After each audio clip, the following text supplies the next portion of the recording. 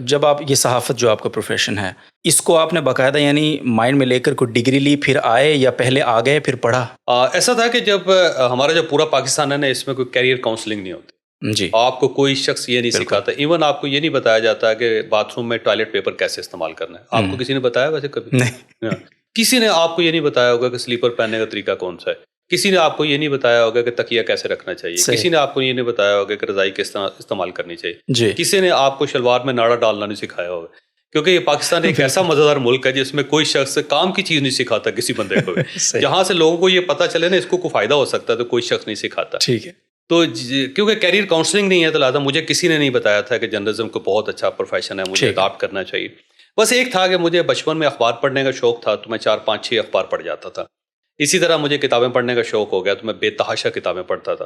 تو شاید اسی دوران کوئی ٹینڈنسی میرے اندر ڈیولپ ہوگی لکھنے کی یا پڑھنے کی، مجھے نہیں پتا تھا اس کا. ٹھیک ہے. میں ویسے میرے والد صاحب چاہتے تھے کہ میں وکیل بنوں تو میں لا میں نے داخلہ لیا تھا. صحیح. اور اسی پنجاب یونیورسٹی میں لا کر رہا تھا تو میرے ایک دوست تھے، کولیگ تھے، ان کا داخلہ ہو گیا بھاولپور میں جرنلزم میں. ٹھیک ہے. تو میں ان کو بھاولپور جرنلزم ڈپارٹمنٹ چھوڑنے گیا تھا. صحیح ہے. جب چھوڑنے گیا تو انہوں نے کہا ایک کلاس اٹینڈ کر لو. میں اس کی کلاس میں بیٹھا تو مجھے بڑا اچھا لگا. صحیح. تو میں نے وہ لا چھوڑ کے تو میں نے جرنلزم میں داخل ہو گیا. اور اس وقت تک مجھے نہیں پتا تھا کہ جرنلزم کیا چیز ہوتی ہے. بس اتنا پتا تھا کہ کسی بندے نے مجھے یہ بتایا تھا کہ جو جرنلسٹ ہوتے ہیں ان کو ریل کا ٹکٹ جو ہوتا ہے ان کا آدھا ہوتا ہے. تو میرا یہ بڑا انسینٹیو تھا کہ کبھی اگر ریل پہ سفر کریں گے تو ہمیں آدھے پیسے دینے پڑیں گے. ٹھیک ہے. تو یہ ایک انسینٹیو تھا جرنلزم میں، اس کے علاوہ کوئی خاص انسینٹیو نہیں تھا. ٹھیک ہے. اس کے بعد میں نے جرنلزم میں داخل ہو گیا اور وہاں پہ میں پوری کلاس کے اندر سب سے رج کے نالائق آدمی تھا جس کو کچھ نہیں آتا تھا. اچھا. اور سب کا خیال یہ تھا کہ یہ پاس نہیں ہو سکتا. لیکن بہرحال اس کے باوجود یہ تعلیمی نظام کی خرابی ہے کہ میں ٹاپ کر گیا وہاں پہ، جس کی آج تک یونیورسٹی کو سمجھ نہیں آئی، آج تک مجھے سمجھ نہیں آئی کہ ہوا کیسے یہ معجزہ. اچھا. بہرحال گولڈ میڈل میں نے لے لیا جی. اس کے بعد میں سی ایس ایس کرنا چاہتا تھا کیونکہ میرے ذہن میں نہیں تھا کہ جرنلزم بھی میں نے کرنی ہے.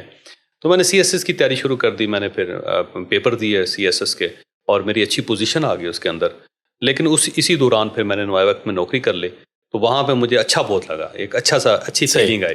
تو یہ جو اچھی فیلنگ ہے اس نے مجھے جرنلسٹ بنایا. اس کے علاوہ کوئی ایسا کام نہیں تھا. پھر ایک اور نیچر کے اندر یہ ہے کہ جو کام میں سٹارٹ کرتا ہوں میں پھر اسے ادھورا نہیں چھوڑتا. زبردست. تو شاید یہ کیونکہ جرنلزم میں قدم رکھ لیا تھا تو پھر یہ سوچا یہ تھا کہ یہ ایک دروازے سے داخل ہوئے ہیں، اب دوسرے دروازے سے باہر نکلیں گے، اس سے واپس تو نہیں جائیں گے.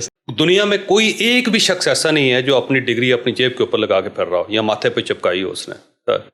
تو اس کا مطلب یہ ہوا کہ آپ کی پرسنالٹی کیا ہے، وہ ایکسپیرینس ہے، لیکن جو آپ ہیں وہ سامنے مجھے نظر آ رہا ہے. صحیح. ٹھیک ہے. اور یہ آپ کو بتانے کی ضرورت نہیں ہے. میں آپ کی آنکھوں کو دیکھ رہا ہوں، آپ کی شکل کو دیکھ رہا ہوں، اور اس آنکھوں کے اندر جتنا ایکسپیرینس ہے مجھے وہ نظر آ رہا ہے. جو آپ کی ڈیپتھ ہے، جو آپ سوچ رہے ہیں، جو آپ نے پڑھا ہوا زندگی میں، جو آپ نے تجربہ کیا، وہ سب کچھ آپ کی آنکھوں کے اندر نظر آ رہا ہے. لہٰذا ڈگری کاغذ کا ایک ٹکڑا ہے جس کی کوئی حیثیت نہیں ہے.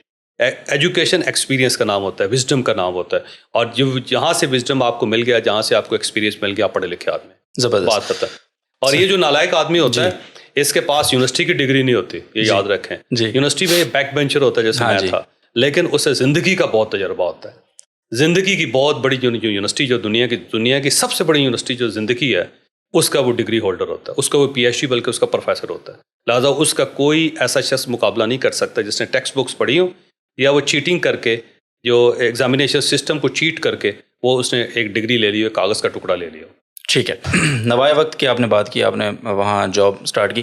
سب سے پہلی نوکری کب، کس سن میں؟ میں 1992 میں پی این بھرتی ہوا تھا جی نوائے وقت میں. میرا کام یہ تھا کہ جو رپورٹر خبر بناتا تھا اس کی خبر لے کے سب ایڈیٹر کو دے دیتا تھا. جو سب ایڈیٹر خبر ٹھیک کرتا تھا اس کو کمپوزنگ سیکشن میں دے کے آتا تھا.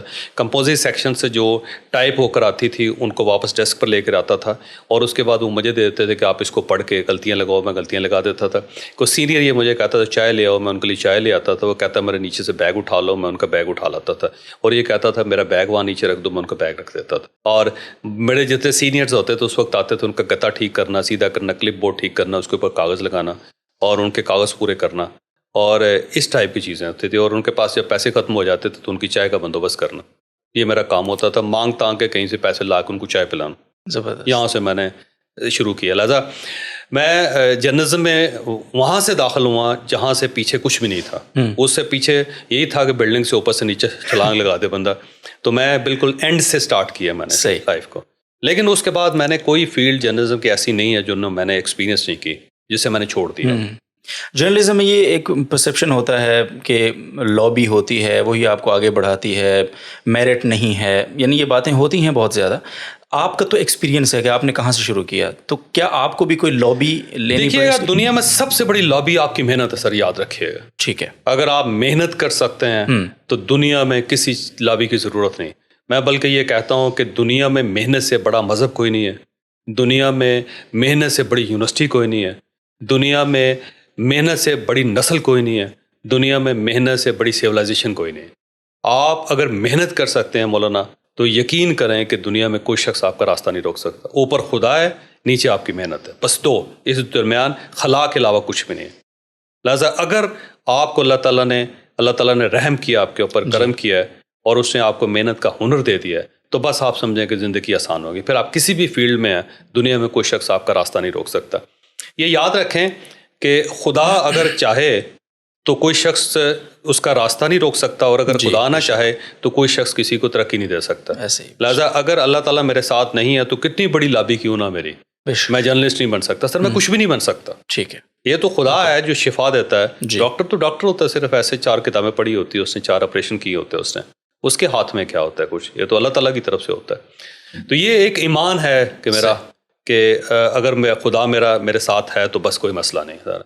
तो ये कहने की बातें हैं कि जी लॉबी हो तो वो बहुत तरक्की कर जाता है बंदा। ये तो ऐसा है जी कि ये तो पायलट की तरह है, जहाज़ उड़ाना है आपने, और अगर आपका कितने बड़े ख़ानदान के साथ ताल्लुक़ क्यों ना हो, तो अगर आपको जहाज़ उड़ाना नहीं आता तो 300 मुसाफिरों के साथ ही जाएंगे आप दुनिया से। तो वो ये कहने की बातें हैं, ठीक है, कहने की बातें हैं। यानी दुनिया में आज तक दुनिया में एक भी ऐसा वाक़या नहीं हुआ कि कोई शख्स किसी को राइटर बना सका।